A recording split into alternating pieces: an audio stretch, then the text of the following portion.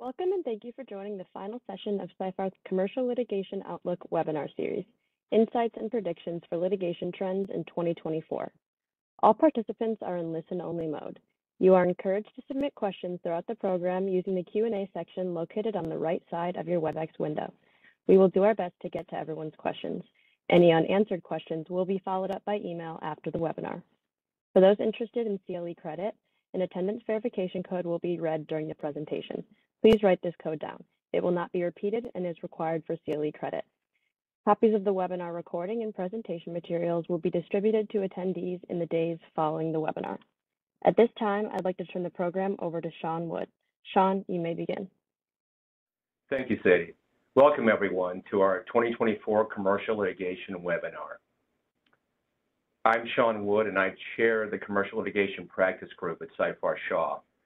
We're thrilled to have had such a positive reception to our Commercial Litigation Outlook that we've been publishing annually over the last 4 years. We seek to forecast trends and discuss solutions to the issues we expect to face across different practice areas of commercial litigation. We've supplemented this initiative with this webinar series where we've asked several of our authors and practice group leaders to provide some further insights into several selected topics. This session is part 3 of our 2024 series. We have a stellar group of panelists today from our antitrust, class action, ESG, healthcare, and securities teams who will be offering a deeper dive into their forecasts regarding these respective areas of commercial practice. To kick things off, I'm pleased to introduce my partner, Brandon Bigelow, who chairs our Antitrust and Competition Group and is the recipient of the 2024 Lawyer of the Year Award by Best Lawyers, and he will be discussing anticipated developments in antitrust law. Brandon? Thanks, Sean. Good afternoon, everyone. When I was asked to make predictions for antitrust developments in 2024, I immediately thought of the line spoken by Clubber Lang in Rocky III when asked for his prediction for his rematch with Rocky Balboa. And Mr. T, playing Clubber Lang, looked at the camera and he said, "My prediction is pain." And that is my prediction for antitrust in 2024. I would have loved to have used the clip, but copyright prevented me from doing so. I'd like to focus today's session, though, on something that I think has recently been developing as a new issue and is important, I think, to just about anybody who competes in any market in the United States. And that is the topic of information exchanges, which have really, over the past few years, come under a microscope. It has long been the law under federal and state antitrust law that a competitor information exchange standing alone does not violate the antitrust laws. There is a concept called conscious parallelism. For example, if I own a gas station on one side of the street and Sean owns a gas station on the other side of the street, and I put up the price that I'm charging for a gallon of gas, and Sean looks across the street and decides, I'll charge what Bigelow's charging. That's not a violation of the law. That is not an agreement in restraint of trade. That is just two competitors acting in parallel with one another because they're aware of the information. And generally speaking, if I own a gas station on one side of the street and Sean owns a gas station on the other side of the street, and there's a truck in front of the sign when Sean wants to figure out what I'm charging for gas that day, and Sean picks up the phone and calls me and says, "Hey, Brandon, what are you charging for gas today?" And I say, $3.50 a gallon, Sean. That alone is not a violation of the antitrust laws. Although any antitrust lawyer would tell you it is a terrible idea for me to answer Sean's question, because there's any number of subsequent conversations or parts of that conversation that could occur that could be unlawful. So, for example, Sean saying, "All right, well, I guess then I'll do the same. Sound good to you?" And I say, "Sure, Sean, sounds good to me." Well, then I violated the antitrust laws, and that's not a good thing. If you extend that out, it is not illegal for a company to go out, a third-party company to go out and call around and ask all the gas stations in town, "Hey, what are you charging for a gallon of gas today?" And collect that information independently of any one individual gas, station operator, and just publish that to all the gas station operators in town, not a violation of the antitrust laws. So that was generally the understanding of antitrust law. Last year, in 2023, the Department of Justice withdrew some longstanding enforcement policy statements related to healthcare markets, and the FTC then followed suit last summer in July of 2023. And what those policy statements did was identify safety zones to facilitate what were thought of as pro-competitive exchanges of information among competitors.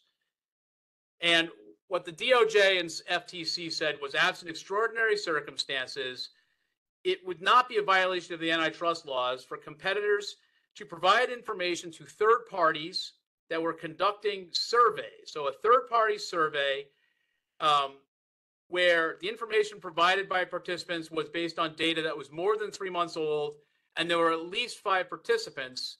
The FTC and DOJ defined those as safety zones. Absent extraordinary circumstances, we're not even going to look at that as a potential violation of the antitrust laws. And those came out in the mid-90s, and I think have been relied upon for the last 3 decades by participants in any number of different markets well beyond the healthcare industry as a safety zone. So those kinds of information exchanges were considered not unlawful because, quite frankly, what could you do with that? You couldn't figure out, in theory, you couldn't figure out what price any particular market participant was charging, how much any particular market participant's output was. So there was no way to enforce any kind of what would be referred to as a per se price fixing scheme, either by agreeing on a price or decreasing output to result in an increase in price. So the thinking was, it's impossible to use that as actionable intelligence. It can be useful for benchmarking to see what your historical practices have been, but there was no real concern that it could be used to facilitate illegal conduct. Next slide, please. Well, then the DOJ and the FTC withdrew that guidance, and it's becoming a little clearer now, what motivated the withdrawal. So, these information exchanges, these data aggregators have become far more sophisticated over the past 30 years, and the information they exchange or collect and disseminate can often be a lot more timely than, say, material that's more than 3 months old. And sometimes there have not been more than 5 participants. And this came up in both 2 antitrust class action lawsuits that have been going on now for several years. One in Illinois against broiler chicken producers, and one in Minnesota federal court against pork producers. And so these lawsuits were against the producers and a data aggregator called AgriStats, which was one of these third-party companies that would go out and collect information, frankly, daily information from all of the market producers about their output and their price. And then they would aggregate the data and they would feed back to each individual producer, the producer's own data, together with insights that they had collected based on the aggregation of data from the other market participants.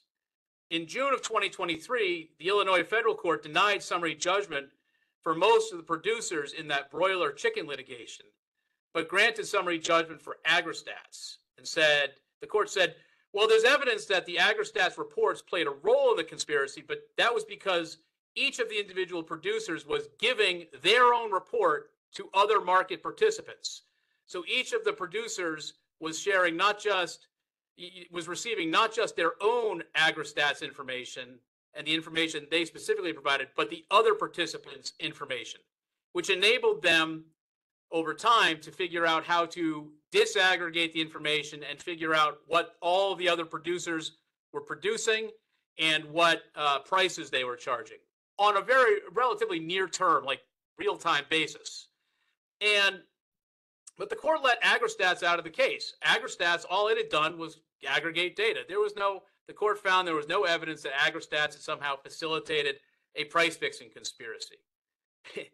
That was in June of 2023. In September of 2023, the Department of Justice actually announced a civil enforcement action against Agristats for suppressing competition simply by facilitating the sharing of competitively sensitive information. And one of the allegations of the complaint by the DOJ is that by refusing to give the information to buyers of chicken or pork, that this has created information asymmetry that allows producers to increase price without having to worry as much about competition, while the purchasers don't have the same access to information. So they're not able to figure out when they're paying comparatively high prices. Next slide, please. So the bottom line is that the field is changing in terms of sharing competitively sensitive information. You want to make sure that when you are collecting competitively sensitive information, that you know what the source is and you're not obtaining it from your competitors. And you want to understand, to the extent you're buying benchmarking data, you do want to understand where it's coming from. And certainly, if you can figure out how to disaggregate it, that means so can the plaintiff's lawyers, and that's not good news for you. You'll want to talk to your data provider about whether that's something you want to keep doing. That is, to me, the biggest risk in 2024 for most businesses is collecting competitively sensitive information. As for the rest of 2024, I would say this. You're going to see a lot of developments in the antitrust enforcement against big tech. This isn't new. The DOJ has been going after Google and Apple for the last couple of years. We're expecting sometime this year a final decision in the lawsuit brought against Google for monopolization of the search and search advertising market. The FTC has brought its actions against Meta, which seeks to break up Facebook and Instagram. And the FTC has also brought a monopolization claim against Amazon. We expect to see developments in both cases, potentially decisions in both the Google and FTC case. Next slide, please. And finally, the DOJ and the FTC in December of last year finally announced their a major overhaul of the merger guidelines, and which had historically been kept separate. There were horizontal merger guidelines and vertical merger guidelines. The DOJ has now integrated those two, and the FTC have integrated those two into one, and frankly, gone back to the future by looking at some I think what members of what is called the Chicago School would say are superseded Supreme Court decisions from the 50s and 60s to find some rules that frankly haven't been in place for a very long time, with tie-ups of companies with market shares, combined market shares of as little as 30% potentially being challengeable by the agencies. In particular, private equity firms should be aware that both agencies have expressed extraordinary skepticism, and indeed the FTC has filed a lawsuit to stop at least one private equity firm from using a series of acquisitions as part of a roll-up strategy to reduce competition in any particular market. Next slide, please. And so what do we look for in antitrust enforcement in 2024? The same as 2023. Bold antitrust enforcement. Look for information exchanges to be a favorite target by private plaintiffs, with the DOJ playing a supporting role where the private plaintiffs don't quite bring it home. Look for decisions in the Google and Facebook cases, at least in the trial court. I'm sure the appeals will play out for years. And look for continued scrutiny of proposed merger and acquisition transactions under the Hart-Scott-Rodino Act. Thank you. Thank you, Brandon. And just quickly, with this increased scrutiny on competitor exchanges of competitor-sensitive information, what should recipients like your chicken producers be doing to better protect themselves to minimize the risk of being accused of violations? Well, certainly make sure that you're documenting, to the extent you're collecting competitive intelligence. It certainly makes sense to document where it's coming from, so that when the day comes, hopefully never, but if the day comes, I should say, where the DOJ or a plaintiff's lawyer says, well, why do you have that information? You can say, Sean, you can say, it's because I looked across the street at Bigelow's gas station sign and I wrote down the price, not because I called them. that's the most important thing you can do, is document where you're getting competitively sensitive information and make sure your source is not your competitor. Oh, makes sense. Well, thank you very much, Brendan. Our next presenter is Christine Argentine. Christine is a partner in our Chicago office and serves as national chair of the Consumer Class Action Defense Group. A very busy team over the last several years, particularly in connection with class actions involving the alleged collection of or transfer of consumer data. Christine? Thanks, Sean. Yeah, so I think for 2024, we've already seen that these privacy class actions are going to be kind of where a lot of the focus is. And we saw these start coming around in the last couple of years, and a lot of progress has been made through the motion to dismiss stage, but not much beyond that. So we've got the two key kind of big cases are these Video Privacy Protection Act cases, and then these wiretap statute privacy cases. So the Video Privacy Protection Act cases are alleging that tracking technologies on websites are capturing video viewing information, that is a violation of this statute from several years back. But it is affecting the privacy rights of people in terms of their video viewing information. The wiretap statutes and other privacy claims that are kind of lumped in with those are based on very similar theories. They're based on this theory that tracking technologies used on websites are capturing communications, a user's communication with that website, and that they are transferring that information to third parties, be it marketing partners or other business partners, service providers, and that is a wiretap that is being done without consent. Now, these cases are being brought under the Federal Wiretap Act, but also under several different state wiretap acts, CIPA, the California Invasion of Privacy Act, being probably the most prominent, but also we're seeing them in Pennsylvania, Florida, Illinois, Massachusetts. And along those lines, we're seeing them lumped in with a bunch of different types of consumer and privacy type claims, just basic invasion of privacy claims, unfair competition claims, things like that. With the VPPA, I think the courts have done a nice job of really kind of distilling this down to strict interpretation of the statute and making sure that the subscription is tied to the video viewing information. With the wiretap cases, it's still pretty open. As I said, the motions to dismiss have been largely denied. Some courts have started to come around to kind of granting those motions to dismiss, typically with leave to amend. So I think in 2024, hopefully we're going to start seeing these cases progress a little bit further and seeing hopefully summary judgment rulings or class cert rulings. Obviously we hope they're defense friendly, but at least to kind of clear up where the defenses are and what companies can do to kind of defend against these types of cases. Next slide. I think it's important for businesses to really stay focused on the types of technology that are being targeted here. So really, we're talking about any type of tracking or analytic technology on websites, analytic tools, pixels, marketing tools, session replay tools, web beacons, all of that is being targeted in, various cases.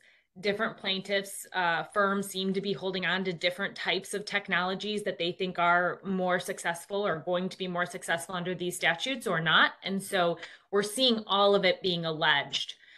Similarly, we want to think about what types of third parties are involved here. Again, marketing is a big target where information is being sent to marketing technology companies who are doing the marketing, and that data transfer is being alleged to be a wiretap, but also cloud storage companies, service providers that are just basically providing you a platform to store your data to the extent they have access to that data, that is being alleged to be a problem.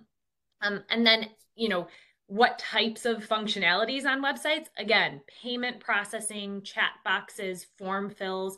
A lot of companies use third-party services to run these types of functions on their websites. And that's where we're seeing a lot of the allegations.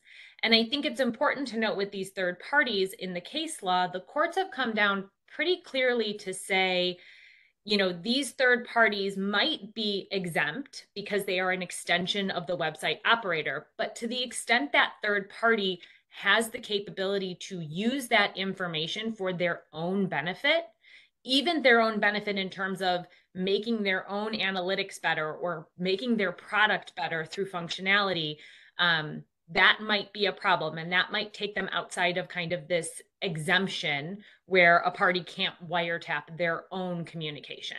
Next slide. So another thing that we've seen in these privacy cases are a lot of kind of different procedural tactics that the plaintiff's bar is trying when they're bringing these types of cases. So we're seeing it done with tester cases. So the plaintiffs are the same plaintiff in several different cases, and they are self-proclaimed privacy testers that are going to the website on purpose to cause a problem, to interact with the chat box and then say, you violated my privacy rights. Courts seem to have a problem with this, but aren't necessarily kicking the cases out for that reason. There's a lot of dicta in cases and opinions that say, this person has filed 10, 15, 20, 100 cases this year. And we think that's, a problem. These are cookie cutter filings, but there's nothing, necessarily that's going to dismiss the case for that reason. A lot of firms are pursuing these in state court. Some are going directly to arbitration. And I think that's interesting because when they go directly to arbitration, they are, able to do so with multiple claimants. So they're filing multiple arbitrations. They're getting different arbitrators, and they're getting the opportunity to reject arbitrators kind of outright that have probably given them bad decisions already. There's minimal discovery, which is good for kind of these cookie cutter cases. And then they're getting these confidential decisions. And so, even if they get a bad ruling, there's not a lot of precedent that's being created in the case law because these rulings are confidential. So they just try again with another arbitrator. And then obviously we have the issue of mass arbitrations. And this is when you have thousands of claimants filing arbitrations. And in those instances, you have arbitration fees that are due by the companies that sometimes total in the millions of dollars before you even get to the merits, right? And so the plaintiffs are using that as a leverage point to say, well, you owe $10 million in arbitration fees, so just settle with us for, an unreasonable amount of money. Next slide. So some of the things that I think companies can do to kind of at least mitigate against these types of cases is, I think it's come time for everyone to really assess what types of technologies are being used on their website. What are they doing? Do you really need them? Right? What data is being collected and who has access to it? Even if those are your business partners that you have contracts with, who has access to it? Why do they have access to it? And what are they under the contract allowed to do with that information? We want to look at updating privacy notices, right? These cases focus a lot around disclosures and consent. So make sure you are disclosing if you are collecting data, if it is going to a third party, if you have partners helping you with that functionality. Those are really important things to disclose up front. Maybe look at updating arbitration provisions. For a long time, arbitration provisions were pretty standard in consumer on consumer websites and consumer cases, but now we want to take a harder look at those. Next slide. Aside from the privacy cases, right, class actions is a big area, consumer class actions, and I know some of my colleagues are going to talk about some other class action trends that we're seeing in their spaces, but BIPA, the Illinois Biometric Privacy Act, continues to evolve. There continue to be decisions on that statute and what the effects of that statute are. False advertising claims and labeling claims, with a particular focus on kind of the FDA regulations. Dark pattern investigations by the state's attorneys, I think, are going to be a huge thing in 2024. And then obviously the mini TCPAs and the TCPA are still at play here. So those are things that we want to make sure we're watching out for. With the TCPA, we've seen it kind of shift towards an opt-out violation. So we want to just make sure all of our systems are in place to make sure we're capturing those opt-outs and having the records in place that we need to defend those cases. So that's about it for class actions, but obviously there's a lot here, and we're happy to answer any questions anyone has about these different areas. Thank you, Christine. Moving to our next presenter, Gino Ferrari, who's, in addition to being an active trial lawyer, leads our San Francisco team for litigation and serves as the global co-chair of our ESG Corporate Citizenship and Human Rights Group. And she'll be addressing the mitigation of risk and the rise in ESG litigation. Gina? Thank you, Sean. So ESG is now a ubiquitous acronym for anyone who's listening. It stands for environmental, social, and corporate governance issues. I'd like to set the table and talk about it in a bit of a different way. It's really about an organization's impact on the planet, that's the E, and on people, that's the S, and the G is how governance is structured around implementing those policies and responding to corporate-wide risk and opportunities. So proactive policies and addressing what we now see as ESG litigation. So how is ESG litigation different than other litigation? It's really not about just an environmental case or just an employment case. There are more stakeholders at issue here than we've ever seen before: employees, consumers, shareholders, ratings and rankers, government folks, government agencies, and other folks who have a vested interest in how a corporation performs and then has a low barrier to entry to move the needle on profit. So when we're looking at the litigation and we're looking at the policies, we're actually looking at enterprise-wide risk and opportunities in a more holistic way, and that's reflected in how the litigation has presented itself in the last few years. It's not just an environmental case. It's an environmental case with a civil rights issue and a constitutional issue. So all of the litigation is holistic, as well as the policies and procedures and the effects and regulatory activity, the effects of the stakeholders and regulatory activity. Unfortunately, the regulatory information, the frameworks that we're working with, and the internal policies that companies have, none of it's regulated, none of it's standardized.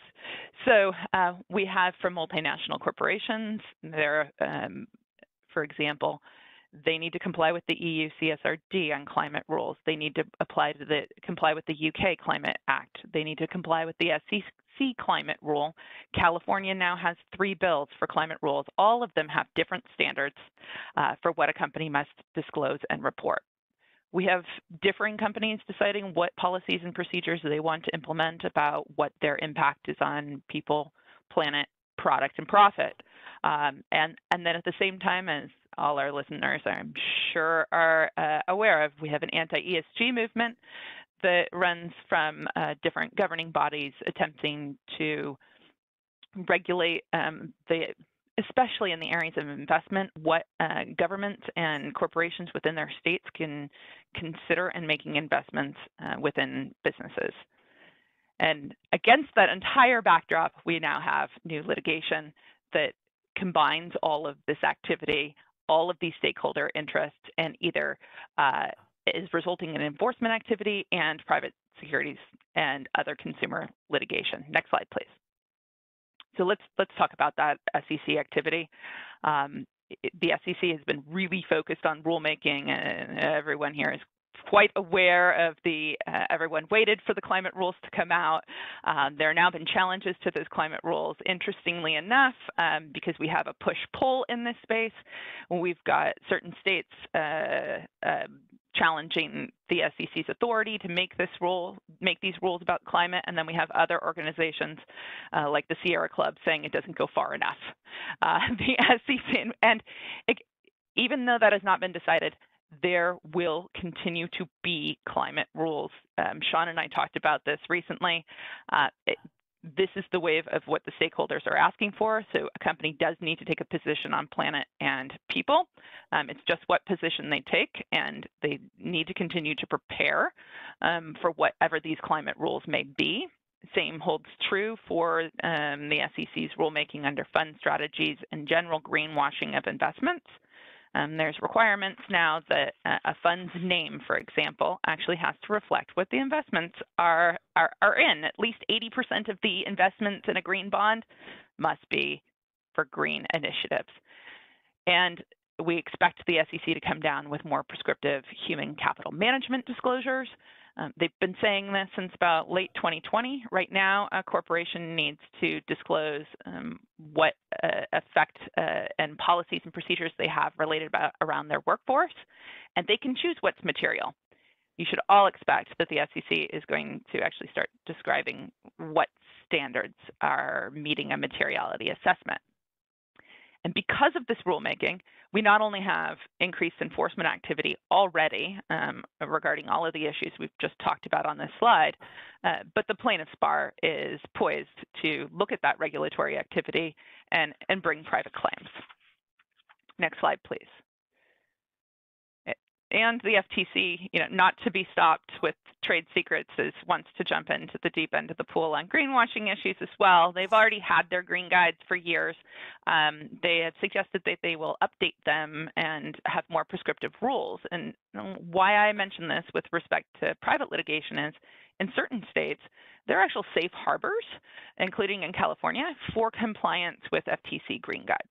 So best practices here when we're looking at responding to this type of litigation, it really helps the corporation to look closely at these regulations, even the proposed and challenged regulations, work with your attorneys and decide how you can actually protect yourself and make some defense arguments for when that private securities and consumer litigation comes up. Also, when we're talking about the standards that you should comply with, it also helps to look across the aisle at any government standard initiative on climate. Really, the climate space is moving across the map. Again, I told you the standards in California are wildly different than the SEC standards. One's broader and one is more prescriptive. And companies are finding great success in working with their impact ESG lawyers, sustainability lawyers, and looking at what are the standards under these other acts that I've put down here for you, the Infrastructure Investment and Jobs Act, the Inflation Reduction Act, and Sustainable Procurement Acts. This area of law is not going away. I know there's a large anti-ESG movement, but it's here to stay, and the best way to address both policies, procedures, regulations, and litigation is to be proactive.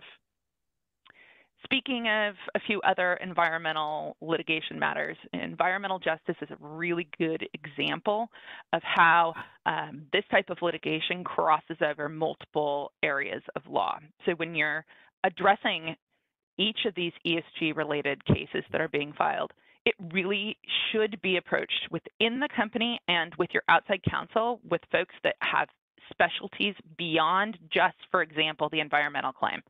It's not just an environmental claim, it's also a civil rights claim, and it may also be a constitutional claim, and it may be a regulatory claim. Environmental justice claims, these are claims that corporations in low-income areas are polluting the environment at a disparate effect to low-income populations. That's the P in planet and the P in people.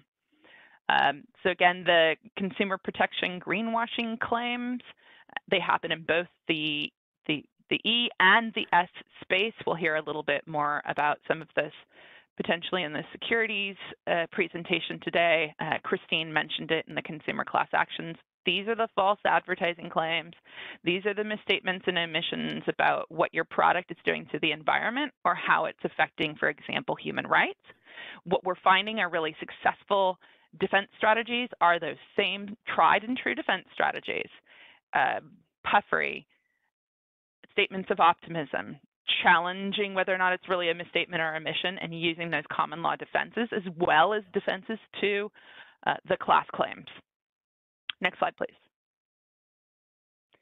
So I wanted to give you a few examples of the human capital and social issues. I'm sure everyone is familiar again with the latest decisions that have, the fair admissions cases and the Dobbs decision that have come out of the United States Supreme Court. What has that meant for private litigation? Well, we're having companies look at their DEI policies, asking us whether or not from a corporate-wide risk and opportunity perspective, whether or not they should change those policies, and they're looking at whether or not there is exposure in litigation, and there has been litigation on diversity issues. By and large, the defense bar has been really successful in motions to dismiss there. So it's also really a question about oversight claims. So again, I think you may hear about this in the securities section. So this is the G that overarches the E and the S. The question is, are the company's policies and procedures effectively being monitored? Are there internal controls? And is the company getting information back all the way up to the directors and officers about how this changes the operation of the company? So, for example, we've seen securities litigation cases in the last few years related to the board's consideration of Me Too issues and other issues related to what we would traditionally think of as employment cases. Again, the best defenses, the winning defenses to these claims are not only in the first instance to look at the enterprise-wide risk and opportunities, but when you're defending them, you need a larger team than just your employment lawyers. ERISA matters have caused a great deal of problems for not only governmental agencies, but companies trying to determine which benefits they provide for their employees. For example, after the Dobbs decision, we saw companies trying to figure out whether or not they provide abortion services and related services under their ERISA plans in certain states where abortion is prohibited. And that has helped, we've come in and helped companies not only with their benefits planning, but with their litigation planning. Next slide, please. So how do you navigate all of these changing rules, these changing standards, and different forces, whether it be state by state, whether it be multi-jurisdictional throughout the world, or just your stakeholders? Be proactive. Think about what moves the needle and is mission critical for your company. If you're a company like Patagonia that has made a purpose statement that says you're going to support the environment, you need to act in that way. Set up your company statements and policies, procedures, press releases, and internal controls to verify that there's both consistency and that you're continuing to meet that mark. It is not a check-the-box approach, nor is it in the litigation. Don't just put an environmental lawyer on an environmental case because it's going to have a broader impact for both your company and the litigation. So again, the winning defenses, tried and true challenges, but with a holistic approach, not siloed. Thanks, Gina. Real quickly, you touched on the anti-ESG movement. Based on what you and your team are seeing, has that caused a lot of companies to stop or put a pause on adopting ESG-related initiatives, or at least they see when there's more judicial interpretation, or is that not the case? That's not been the case. The companies that already have policies and procedures have a true corporate value or a true corporate purpose, and so they want to be consistent within that value and purpose statement while trying to meet the regulations. So there's a pause to look at regulations and make sure they're compliant. But really what we've seen in the anti-ESG space is it's mostly political speak. It's a perfect weather vane for somebody who's, for example, trying to run for president and then says that his state can't consider ESG factors and then invests a whole bunch of money in ESG bonds, green bonds. So it's a lot of political speak. The stakeholders that have an interest in people, planet, product, and profit, and the companies that already do, they're going to keep moving in that direction. Thank you. Thank you, Gina. Our next presenter is a rising star from Seyfarth's healthcare practice, Yumna Khan, who will be tackling data security, corporate compliance, and other key challenges facing the healthcare industry. Yumna? Thank you, Sean. So 2023 and 2024 have been busy years in the realm of healthcare, and at Seyfarth, we continue to stay focused on providing legal updates regarding the various rules, regulations, and cases that come out in healthcare. But right now, we're seeing four major trends. The first is that state and federal governments seem to continue to prioritize health, privacy, and data security. We're also, SCOTUS recently clarified the scienter standard, which is the intent standard, in the False Claims Act, which is important for future False Claims Act litigation. The DOJ has also announced significant changes to corporate compliance policies. And recently, this past week, or last Friday, the Office of Civil Rights published a final rule implementing Section 1557 of the Affordable Care Act. And I'll discuss further what each of these trends, mean for healthcare. So moving on to the first trend, at the state level, we're seeing a shift from traditionally how the US sought to prevent or mitigate harms in specific sectors for data privacy laws. We're seeing a shift now to a more EU-based structure under the GDPR, which focuses on a rights-based approach. And what that really signifies is that individuals are effectively owning their own personal information in these states. And these states are, as of right now, California, Colorado, Connecticut, Utah, and Virginia. And in these states, individuals seem to have the legal right to inspect, correct, erase, as well as have control on the sale of their personal information to third parties. And this shift is really important considering the rise of artificial intelligence, advancements in information technology, and the accelerating use of personal data in a globally interconnected world. Moving on to the federal level, we're also seeing increased enforcement actions by federal agencies for breaches of HIPAA. This, can be signified in the increased caseload for OCR. If you're comparing 2017 versus 2022 data, we're seeing a stark increase of about 69% in complaints. The FTC has also proposed amendments to modernize the health breach notification rule, which would extend its reach to health apps and other evolving technologies, such as health information inferred from non-health related data points and even AI. And some of these non-health related data points could very well be social media.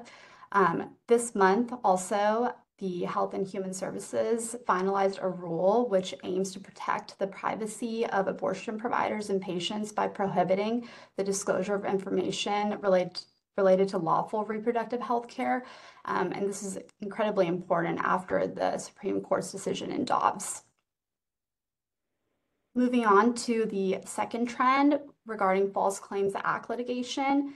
We have been seeing a general downward trend in annual recoveries under the False Claims Act for the DOJ. And you can see this by comparing the 2023 fiscal year where there was an annual recoveries of $2.2 billion versus the fiscal year of 2014 where there was annual recoveries of $5.69 billion. But regardless of the downward trend, we are seeing that healthcare remains the #1 focus of False Claims Act litigation. And this can be seen by about 77% of that $2.2 billion was related to healthcare and life science industries.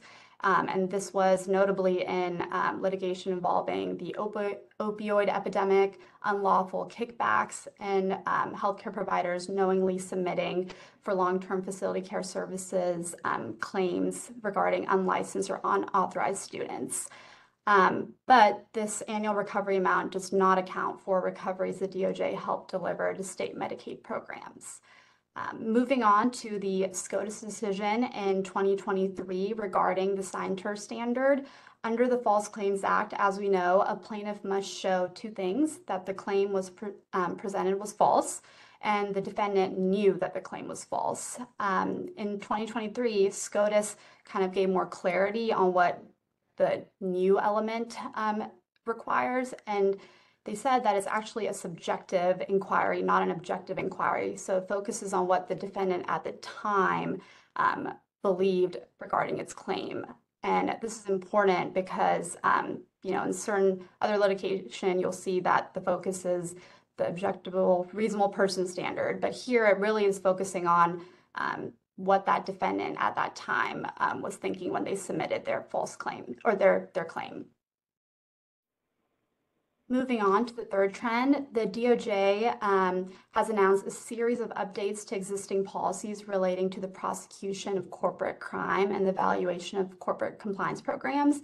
These updates include refining the circumstances under which a company can receive credit for self-disclosure, also implementing corresponding voluntary self-disclosure policies, as well as clarifying expectations regarding incentive-based compensation measures and access to electronic communications.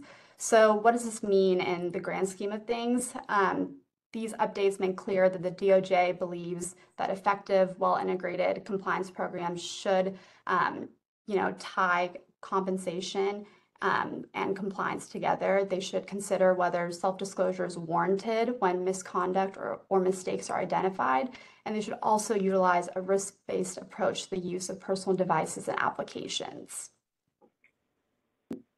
And most notably, this past Friday, the Office of Civil Rights issued a final rule under Section 1557 of the Affordable Care Act, which prohibits covered entities from discriminating based on race, color, national origin, sex, age, or disability in healthcare programs through this term patient care decision support tools.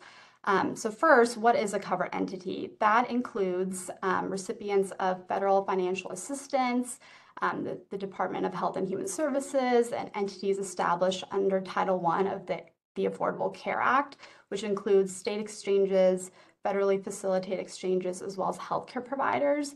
And then notably, patient care decision support tools are any automated or non-automated tool or mechanism that's used by covered entities to support these clinical decision-making in health programs or activities. And it seems to be including AI because it is automated. Notably, also, in addition with this whole non-discrimination prohibition, a covered entity under this rule must also make reasonable efforts to identify uses of patient care decision support tools in its health programs or activities. And also, if a covered entity does identify these tools, a covered entity must also make reasonable efforts to mitigate the risk of discrimination resulting from these tools in its health programs as well as activities. And that seems to wrap up all of the trends that we're seeing so far in healthcare litigation, but we remain focused on providing more updates as we see them come up. Yumna, thank you very much. Moving to our final presenter, Greg Markell. Greg is a national leader in securities law with countless national and international recognitions. He co-chairs Seyfarth's Securities and Fiduciary Duty Litigation practice. And based on his forecast and his team's 2024 promises to be a significant year in securities litigation and enforcement, and Greg is going to be sharing his insights on best navigating these trends and developments. Greg?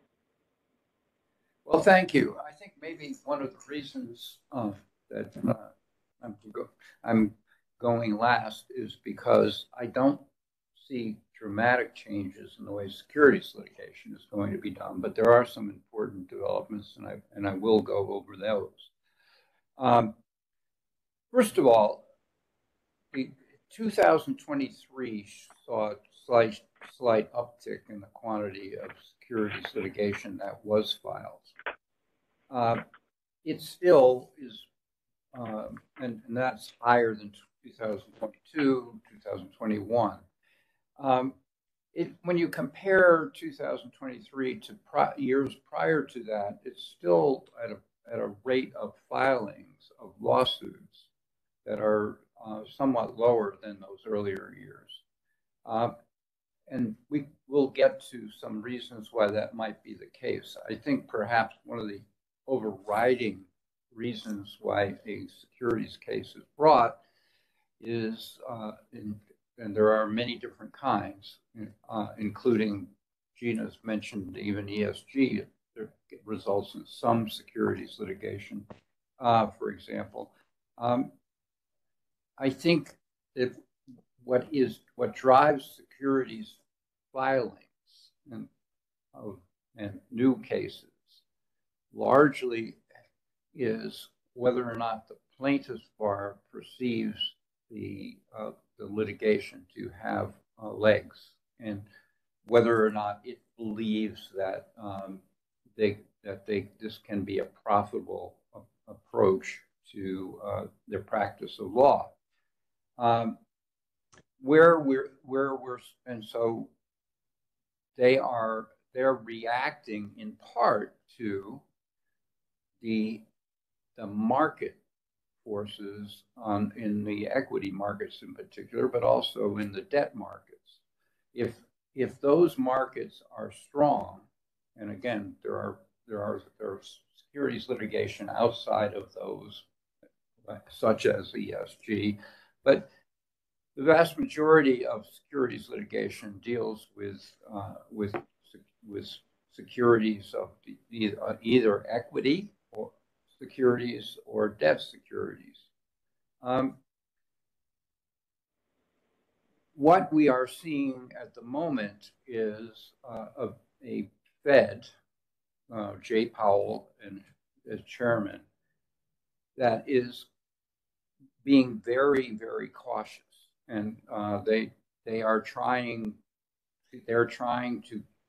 They've made some progress. They've made progress on inflation, but they haven't gotten it to where they want. The number of cases and the number of traditional securities cases that result in very large verdicts, which is what draws plaintiffs' lawyers to bring cases, are down somewhat. And where there has been an increase in the value of those lawsuits to plaintiffs' lawyers is more in the derivative area, and I'll get to that in just a couple minutes, the derivative cases. But in traditional securities cases under the 1933 Act, the 1934 Act, PSLRA, et cetera, there has been a little, along with the market moving slowly, a trend of having roughly the same number of cases.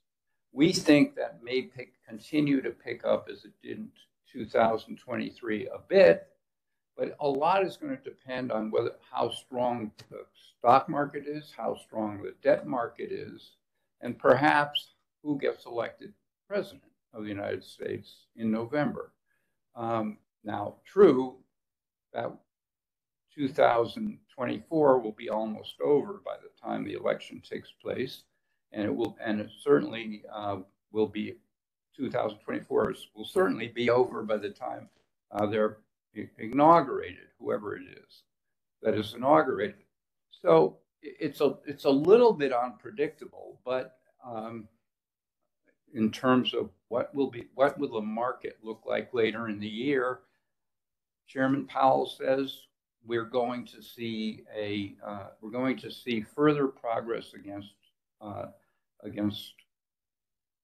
inflation, and he also says that his view is there shouldn't be another increase in interest rates driven by the Fed, but they may also not be very many reductions in rates. It's going to be kind of static at the moment, according to Chairman Powell, as of yesterday. And so it's not clear that there'll be a lot more traditional securities litigation under the 33 Act and the 34 Act. There will continue to be a fair number of cases, as there are every year, but not at the levels that we saw in the early part of this century. I think it's very important to understand that this is in connection with the 33 Act and the 34 Act, very much tied, a business that is very much tied to how the stock market is doing in particular, but also the debt market. If we move on now to places where in commercial litigation, we see a continuation of fairly high levels of new litigation. We can go through some of the slides. Let's take the next slide. Yeah. So cryptocurrency, we don't think that there's going to be much change in the fact that it's a real problem for companies, and that there are often lawsuits that follow against the company or the directors or the officers for failure to protect the company from. Can we go back? I think that we skipped that. Yeah, that's what I'm talking about. The data breach and the cybersecurity incidents are still, there are many of them going on, where all of us come from companies and law firms that are concerned about potential additional data breaches taking place in the marketplace and hitting us. There's a lot of tension and expense gone to avoid those incidents. Some incidents keep happening, and when they do happen, they typically result in lawsuits and of some kind by people who believe they have a claim to bring against, again, the company or its officers or directors. So that we don't see that changing, and we think it probably will, if anything, increase. Next slide. The cryptocurrency and blockchain. The answer is somewhat similar in that I think if anything, we're going to see increased and continuing both scrutiny by the SEC of both currency and blockchain matters. We're going to see activity by the SEC more generally, and I think the SEC is a very aggressive agency, as we all know, and what you have to deal with the SEC is that right at the moment, and while Biden is still president, it is run by Gary Gensler. Gary Gensler is an extraordinarily aggressive leader of the SEC. He looks for a lot of ways of expanding the SEC's role. That's true in many of the areas of litigation that have already been discussed today, ESG and many others. The SEC wants to have a hand in everything. The main issue for the SEC is always disclosure. If your disclosure is perfect, you're going to have a lot less of a problem with the SEC than if it is not. I'm not saying it's required that you be perfect, but what you need to do to deal with the SEC is stay apprised of what their latest rulings on disclosures are, and make sure that you are complying as best you can with the latest SEC rules. There are some issues on which they have had to pull back a little bit because it looked like they were their rules or proposed rules were very unpopular, not only with customers of the law firms, but also with some of them are very unpopular with people who are just trying to be practical about various areas of commerce.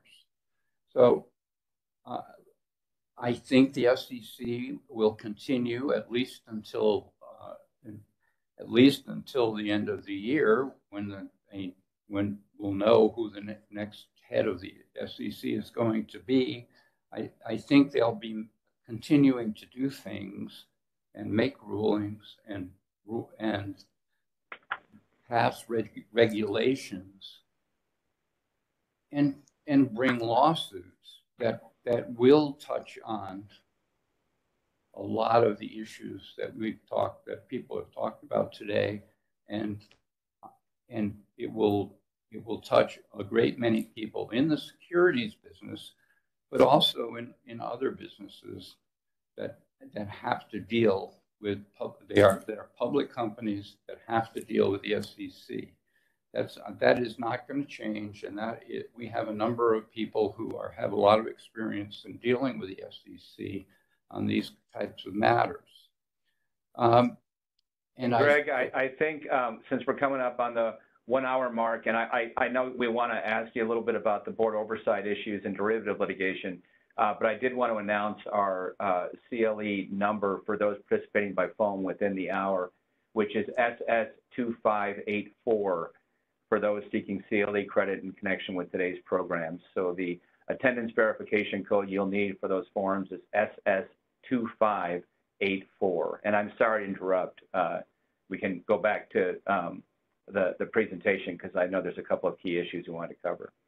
Well, the main key issue is derivative litigation. Derivative litigation in the securities business is one area where there clearly has been an increase both in the number of cases filed over the course of 2023 and so far in 2024. The settlements have gotten much larger. The plaintiffs like these claims, and what we're seeing a lot of in terms of derivative litigation, it is being filed as a parallel action with securities class action.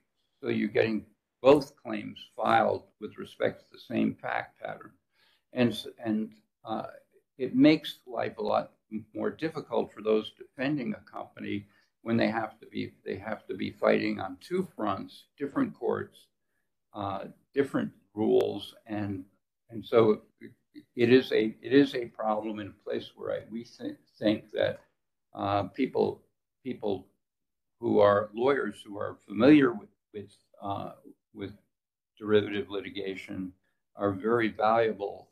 If any of you out there ever find yourself in being hit with one of them, and they will continue to grow in number, and their headaches.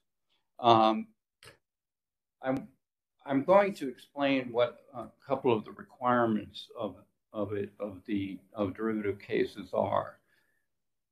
And the first I'm going to talk about is the demand requirement.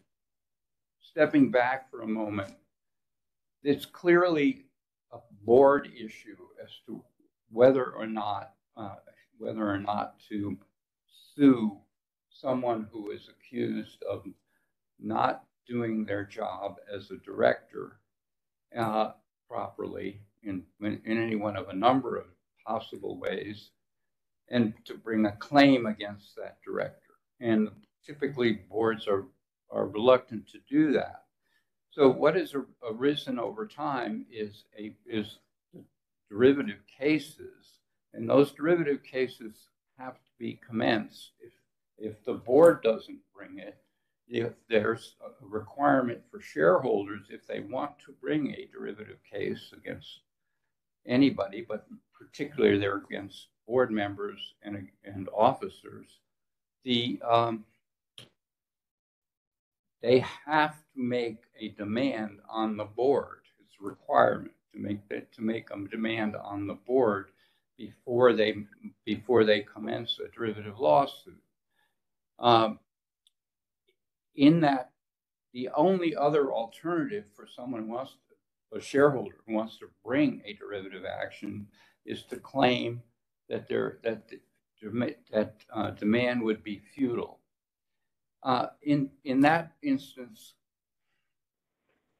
they have a plaintiff who wants to succeed on bringing a demand futility argument so that they are allowed to bring the action must explain in great detail, with particularity to those who are used to pleading in securities cases, why it is that they are saying it would be futile to ask the board to do it.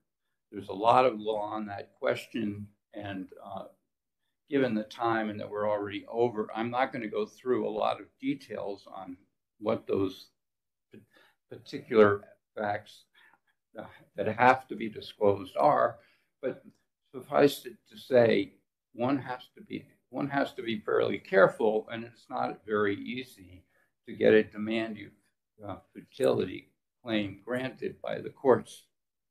The other thing that is of interest that I will cover and this will be the last item I cover today because we're late.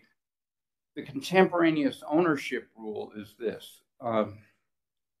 If a shareholder is bringing a lawsuit, that shareholder must have been a shareholder both at the time of the alleged wrongdoing by a director or officer or others, and at the time that they bring the lawsuit.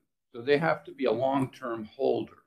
And there's the reason that policy has been adopted in many states, New York, Delaware, Delaware is the place, of course, where there are a lot more derivative cases than anywhere else.